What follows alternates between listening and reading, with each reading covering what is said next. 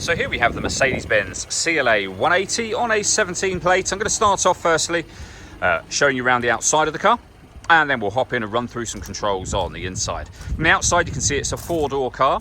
We're going to start off inside the boot space first of all. As we approach the back of the car you can see we have reversing sensors and plenty of boot space as well.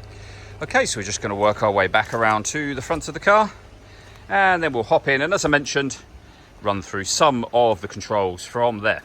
Just briefly before we climb in, I think it's well worth seeing the interior from this exterior point of view. There's plenty to run through on the dashboard, so let's hop in and we'll do that now.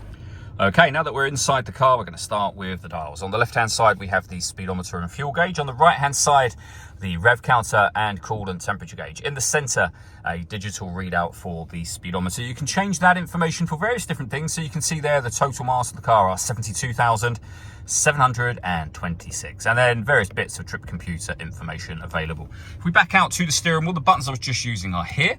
Over on the right-hand side, we have our stereo and phone controls. And then into the center, the main screen for the car. Firstly, the movement I'm making on the screen is being done using this dial just here. You can use the buttons on the main display. For example, if I press radio, we are now on the radio menu. And then using the dial, you'll be able to see that this car has got FM and AM radio available to you. You can adjust or listen to your own music, I should say. Go to the media heading, and on there we have Bluetooth audio, a CD player, memory card input, so SD memory card, and media interface. So loads of ways to listen to your music. You can, of course, pair your phone, and we have a vehicle menu here with various different settings and adjustments that you can make to the car. Working our way down, main volume for your stereo, the CD player just there. You can answer and end phone calls, access the menus I mentioned a moment ago. We can turn the parking sensors on and off, the stop and start on and off, the hazard warning lights on and off, and we can change the driving setup to dynamic or normal from there as well.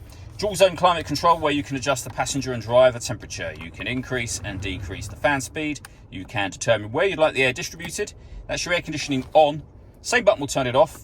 If you hit auto, the car will take full control for you to maintain those temperatures, which you can manually override whenever you wish to.